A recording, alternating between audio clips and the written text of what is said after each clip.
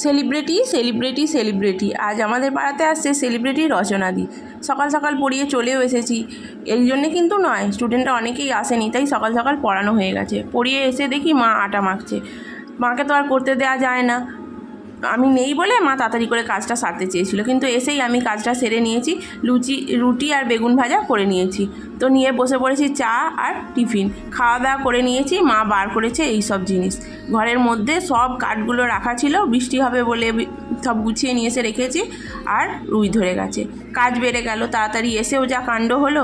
আর 9:30 নাকি আসবে বলেছিল, আর এখন বাজে 11টা, আসেনি। তাই তাড়াতাড়ি করে রান্নাটাকে সেরে নিচ্ছি। আর আমার অবস্থা দেখেছো, একটা করে তরকারি বসাচ্ছি আর যাচ্ছি, যদি এসে যায়। কেন বলো তো, কাছেই আসছে গো, আমাদের কালীতলার মাঠে।